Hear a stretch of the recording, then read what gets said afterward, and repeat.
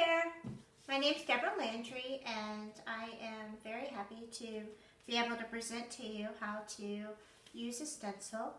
The stencil I'm going to use today is from Stencil Me Pretty, and what I'm going to do is I have this old cutting board. It's a little warped and it's been heavily used. And what I did was I just kind of gave it a light sanding and then just did a little bit of staining and a little white paint around the edge just to give it a little character, a little bit more character than it already has. So the first thing I'm going to do is I'm going to use some painter's tape, and I'm going to tape down the stencil.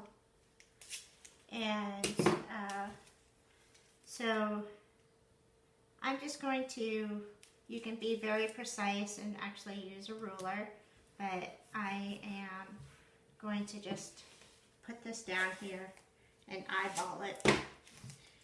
And so get this nice and firm on here.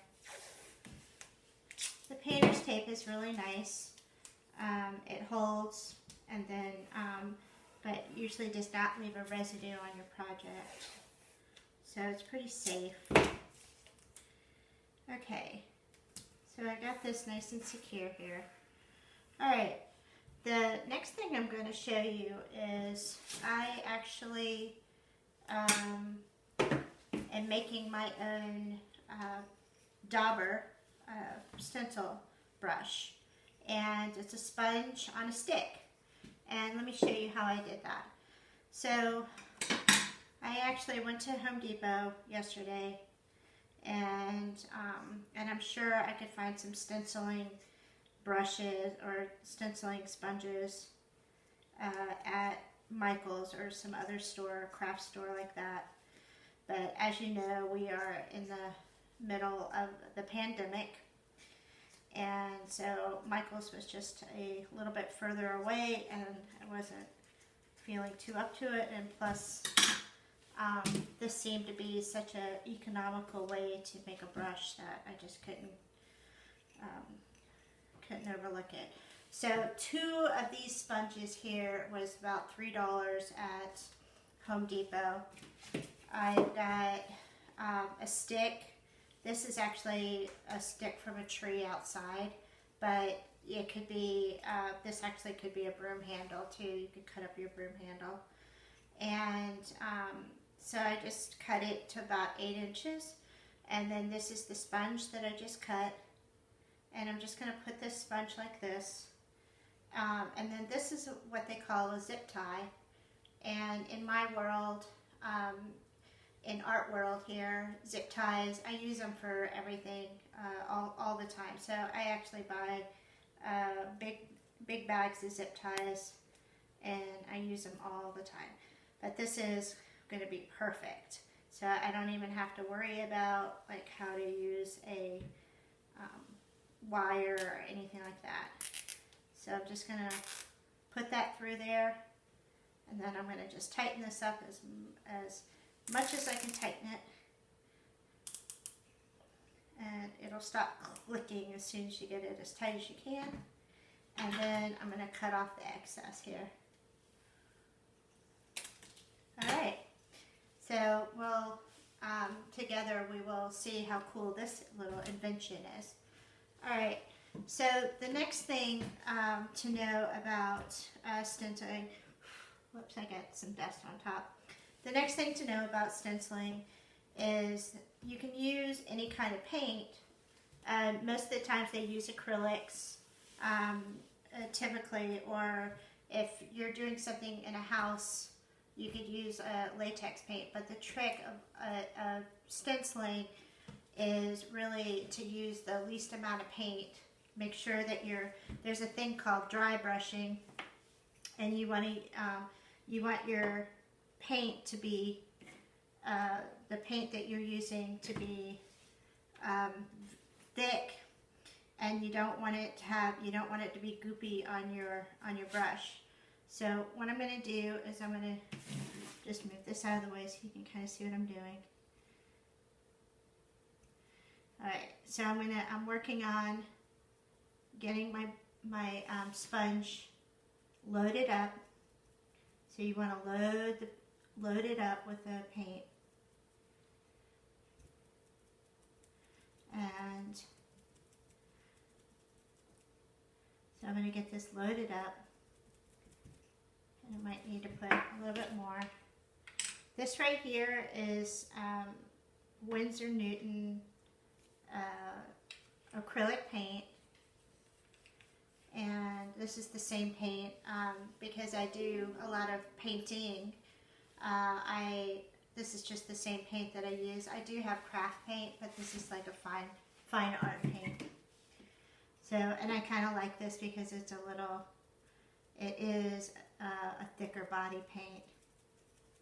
Okay, so I got the sponge nice and loaded up right here. Okay, whoops, I got some paint on me. Okay, and then what you're going to do is you're going to load it up, and then funny enough, you're going to actually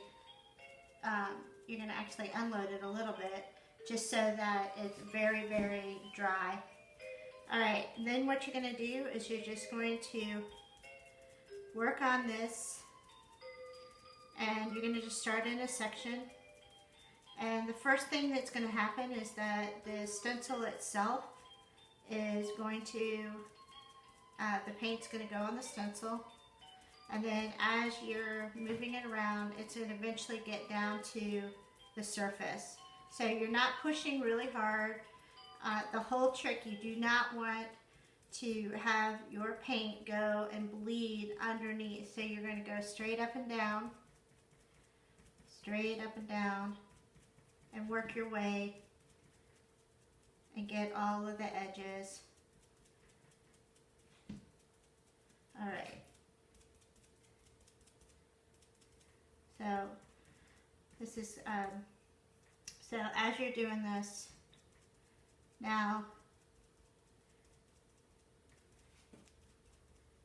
all right. So you're going to just keep on going up and down. And yeah, I can kind of see some little places where it hasn't, right on the corner here, I can see the edge of my letter. It does not have any paint on it yet. So it looks like I'm going over the same area a whole lot, but I can kind of see the corner. And what I'm kind of doing is I'm just kind of tilting the sponge so that it's actually, the corner is actually getting into the little tiny crevice. This is going to be really important for once we get to the rooster. The rooster has a bunch of small detail, and we're going to get into that. All right, so we're starting with the rooster, working our way down. I'm going to load up my sponge again. Alright, so I'm going to do a general all over rooster pounce here.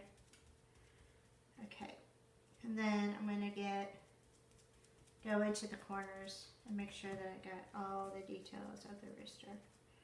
Alright, so so I'm just tilting it a little bit. And actually, I kind of really like this edge of the brush. It is really, really getting into the detail of this without getting too goopy in filling the holes. So that is a really good thing. Oops. Alright, I get the sponge actually hooked onto a piece of the rooster. So we're going to have to be really, really careful. There are some free pieces that are little tiny sections of this rooster that actually are just floating. They're not actually fully attached to something else. So a stencil usually, you know, will have a hole and it should be supported. All the pieces should be relatively supported by something else, some other design, but we have a few pieces that are just kind of floating. There's a little piece by the head, and we'll have to see how that turns out.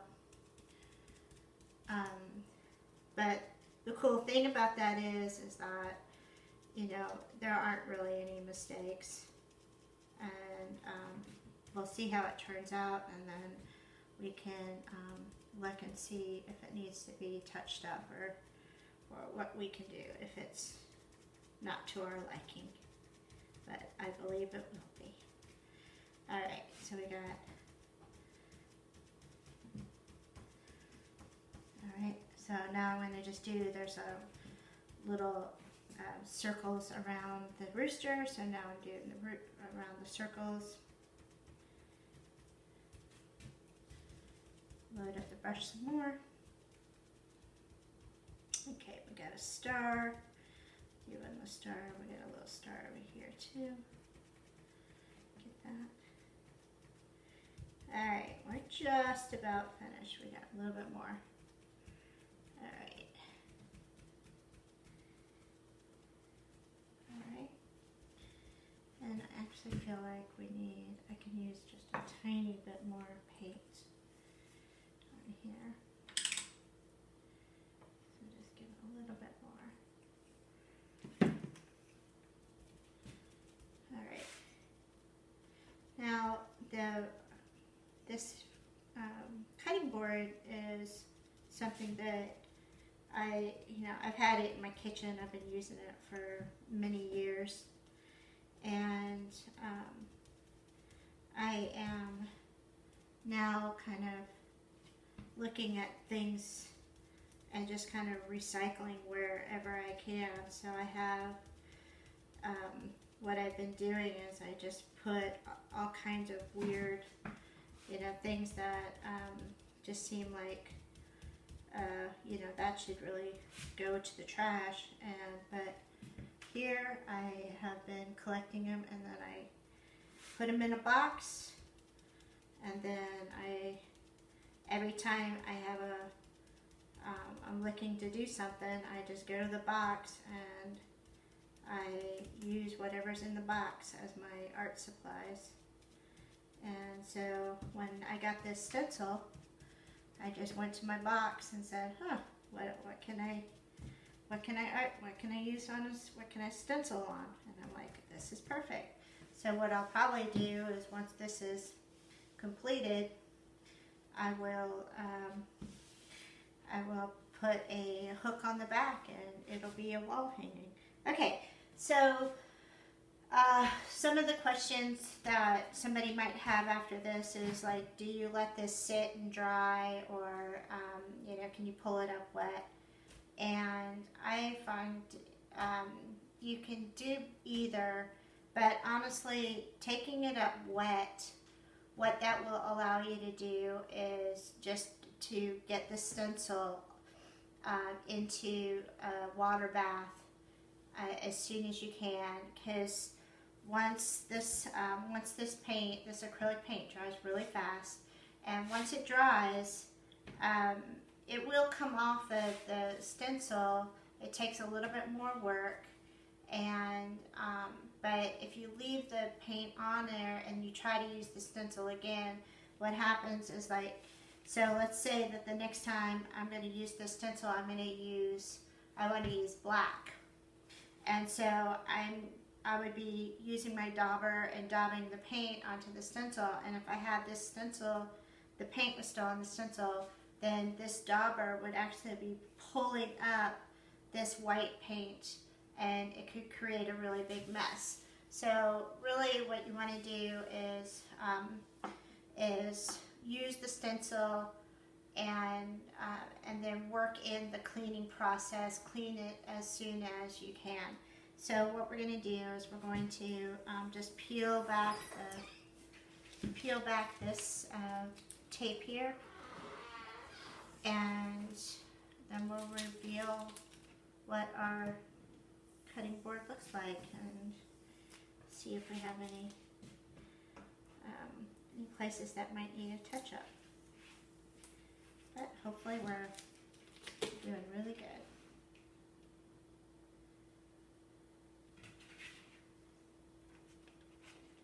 All right, so here's our piece, and you can see how nice this turned out. So I think that the part that I was kind of concerned with was my was the little rooster head here. Let me show you. Was the rooster head? It had this little piece right here. And honestly, it kind of, the paint did go underneath that tiny little piece there, but I still have an eye, and it's still recognizable, so I don't think I'm going to go back and do anything about that. But with a hook on the back, you can see that this would be a really nice wall hanging. So I hope you enjoyed the how to use a stencil, the quick lowdown stencil. And actually I just kind of saw that this paint kind of went on there. I kind of like that. I'm going to make this a little bit darker actually while we're working on here. So I think I like that a little bit. Give that a little bit more of a frame. That does look nice. Okay. Well, all right. So, anytime. Okay.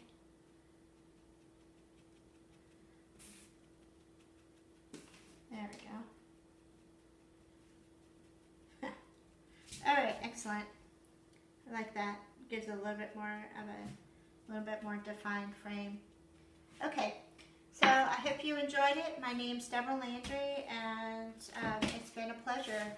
I hope to see you real soon. Thank you.